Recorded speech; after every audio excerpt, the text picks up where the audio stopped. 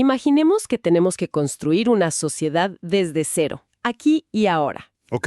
Y sobre la mesa tenemos dos manuales. ¿Cuál elegimos?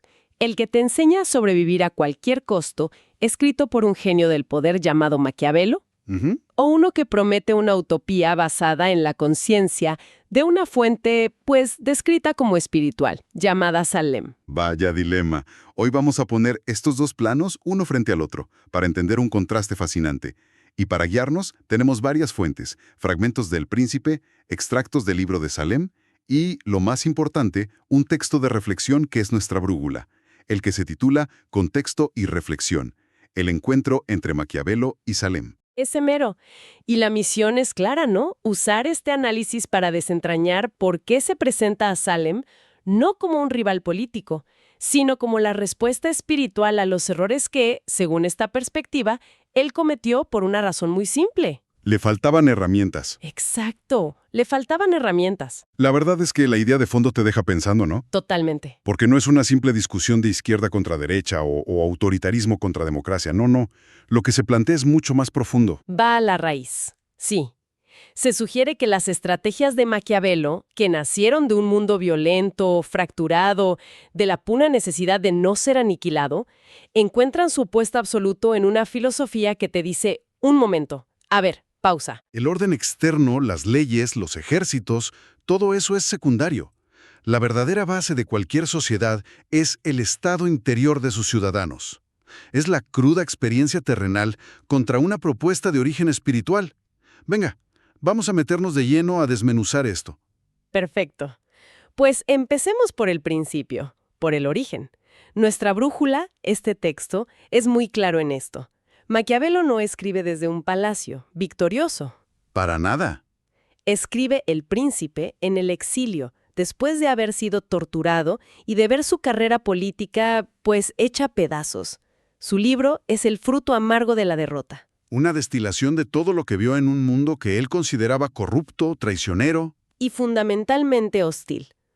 Es en esencia un manual de supervivencia para no ahogarse en ese lodo. Y es justo ahí donde el choque con Salem es total, un giro de 180 grados. Absoluto. El documento de Contexto y Reflexión nos dice que el libro de Salem no nace del fracaso, ni del dolor, ni de la observación del mundo como es. Entonces, ¿de dónde? Afirma nacer de la conciencia y de información que, y esto es textual, Dios otorga a través de los ángeles con el fin de rescatar al ser humano de sí mismo. ¡Wow! Esto lo cambia todo, porque ya no estamos comparando dos estrategias políticas. No, ya es otra cosa. Estamos poniendo frente a frente un conocimiento forrado en el yunque de la experiencia humana con sus cicatrices y su cinismo, contra uno que se presenta como revelado, de origen espiritual. A ver, detengámonos un segundito ahí. Porque información otorgada por ángeles es una frase que Suena fuerte. suena fuerte y en un debate sobre gobernanza puede hacer que mucha gente desconecte. Suena a dogma, no a política. ¿Los textos que tenemos abordan ese escepticismo? ¿Cómo justifican un punto de partida que parece tan etéreo? Esa es la crítica obvia y es una pregunta clave. Y fíjate que el texto guía no pide una fe ciega, ¿eh? Ah, no. Más bien lo plantea como una hipótesis radical.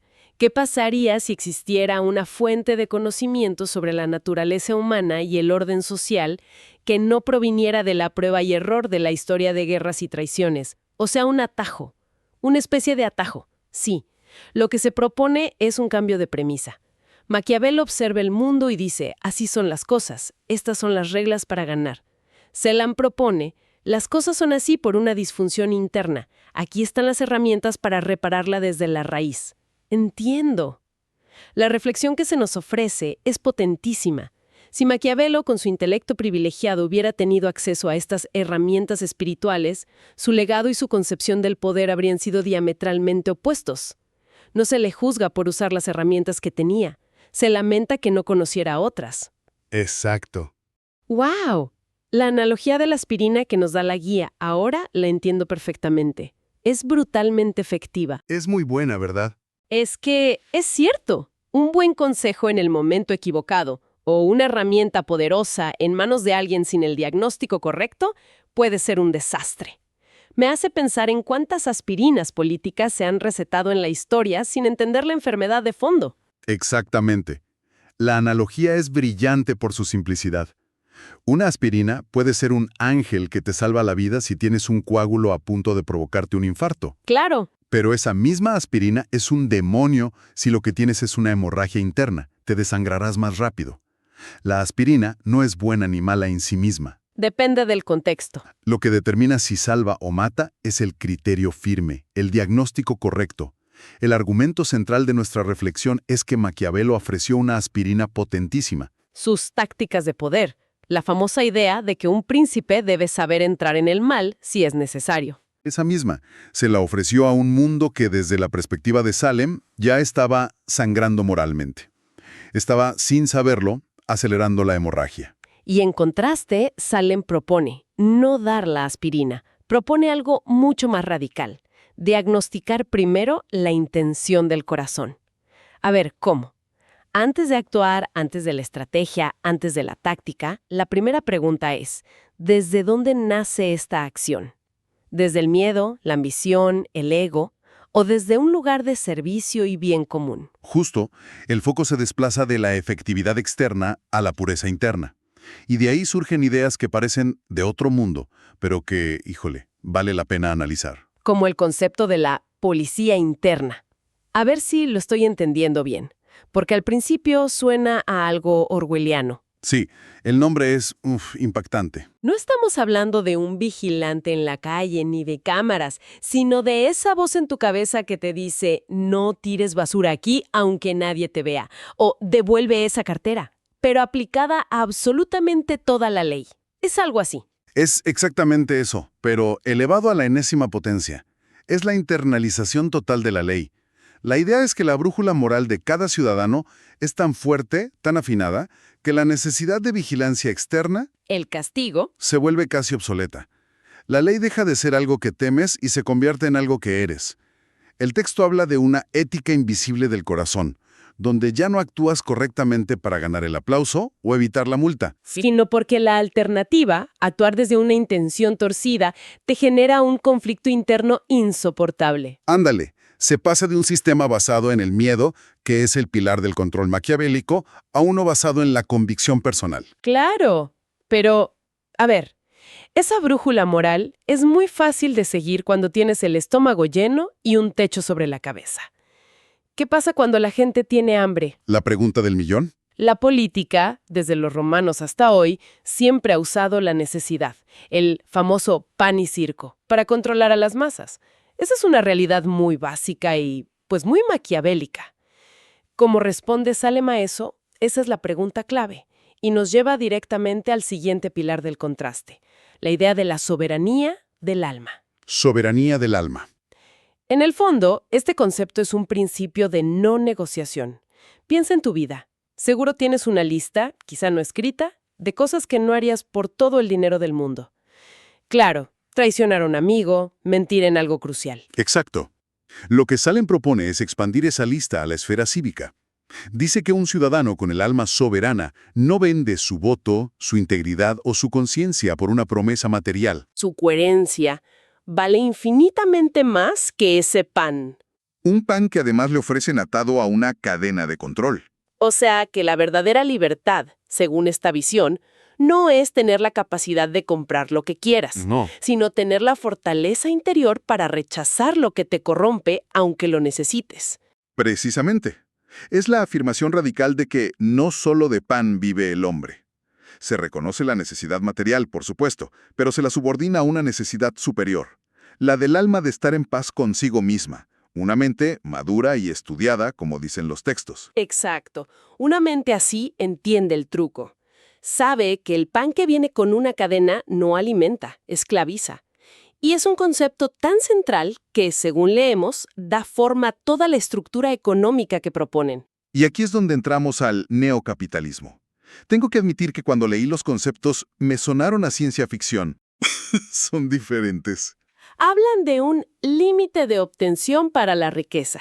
Eso va en contra de todo lo que entendemos por capitalismo, que se basa en la acumulación, en teoría, ilimitada. ¿Cómo podría funcionar algo así sin matar la ambición o el incentivo para innovar?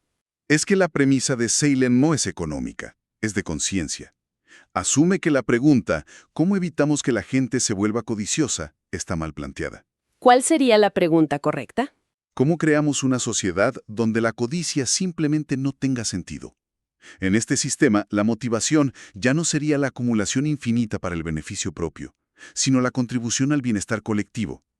La innovación se redefiniría. No para crear el próximo artilugio que te haga multimillonario, sino para solucionar un problema real de la comunidad. Es un cambio de chip total. El límite de obtención no se vería como un castigo, sino como algo lógico, como decir, ya tengo suficiente para vivir plena y abundantemente, ahora mi excedente de energía debe irrigar a la comunidad. De ahí viene esa otra idea que mencionan, la del riego económico. El dinero no es un estanque para acumular, sino un río que debe fluir. Justo. O sea que el sistema económico que proponen es una consecuencia directa, no la causa del estado de conciencia de la gente. Es poner la carreta en un lugar completamente distinto. Exacto. Mientras Maquiavelo te da estrategias para navegar un mundo de tiburones, Salem te da un manual para transformar a los tiburones en delfines, por usar una metáfora simple. Me gusta. Asume que si los individuos operan desde un nivel de conciencia más elevado, la economía deja de ser un campo de batalla competitivo y se convierte en un sistema circulatorio colaborativo para el bienestar del cuerpo social. La meta final no es la riqueza. Es la felicidad colectiva. Eso es. Y al final, como dices, cualquier sistema se juzga por sus resultados, por sus frutos. Y en este punto, la reflexión que estamos usando es muy tajante al marcar la diferencia. Muy tajante. Subraya que El Príncipe es una obra maestra de la teoría política, un manual teórico sobre cómo se obtiene y mantiene el poder. Punto. Teórico. Pero el libro de Salem, según se afirma en estos textos, contiene testimonios de cambios reales y tangibles. No habla de teoría, habla de frutos rescatados. Y esta es una métrica de éxito radicalmente diferente. Totalmente. El éxito de la visión de Salem no se mide en el Producto Interno Bruto, ni en territorios conquistados, ni en la estabilidad de un gobierno. Se mide en cada persona que logra vencer sus malos hábitos, que supera sus sombras, que, como dice el texto, eleva su vibración para ponerse al servicio del bien común. Frutos rescatados es una forma muy poética de medir el progreso social. Pero, ¿qué significa eso en la práctica? ¿Gente que deja de beber, que es más amable con sus vecinos? ¿A qué se refieren? Se refieren a la manifestación práctica de esa policía interna de la que hablábamos.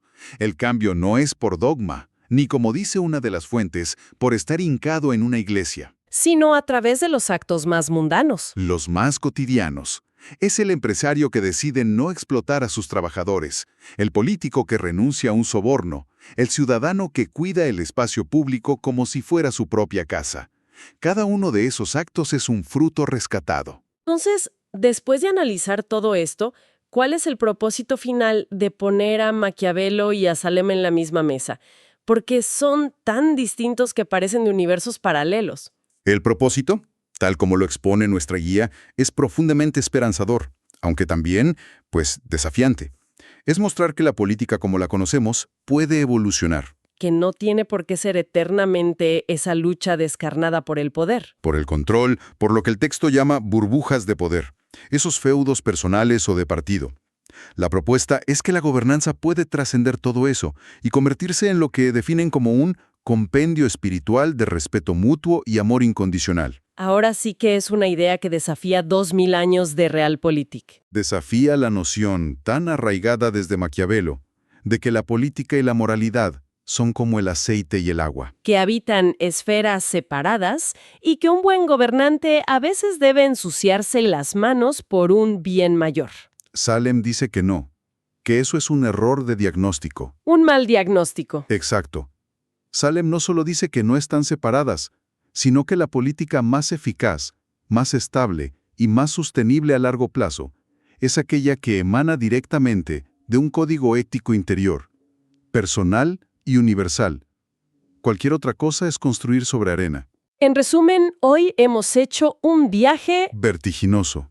desde la Florencia renacentista de Maquiavelo, con sus lecciones brutales sobre cómo conseguir y conservar el poder en un mundo que se percibe como hostil, Hasta la visión de Salem. que propone un orden social completamente nuevo, nacido no de la fuerza ni del miedo, sino de la conciencia, de la ética del corazón y de lo que describe como amor incondicional. Y la reflexión central que nos dejan estas fuentes, el verdadero núcleo del argumento, es que los errores de un enfoque puramente pragmático, como el que se le atribuye a Maquiavelo, no se corrigen con una estrategia política más astuta. Ni con una ideología más elaborada. Desde esta perspectiva, se corrigen con un tipo de herramienta completamente diferente, una de naturaleza espiritual, centrada en la soberanía del alma y en la primacía de la intención sobre la acción. Los textos proponen que un sistema así es posible. Pero, y esto es clave, el propio libro de Salem lanza una advertencia final y crucial. El verdadero enemigo a vencer no es un sistema político corrupto, ni un gobernante tirano, ni una potencia extranjera. El enemigo más formidable es la sombra interior que habita en cada individuo. Híjole. Y eso nos deja con una última reflexión, una pregunta que da un poco de vértigo para meditar. Si la batalla más importante se libra dentro de cada uno de nosotros, ¿qué se necesita, no en una persona, sino en toda una sociedad, para ganar esa batalla simultáneamente y construir un orden basado en la conciencia? ¿Es posible un armisticio colectivo con nuestra propia oscuridad para hacer de algo como Salem no solo una idea hermosa, sino una realidad funcional?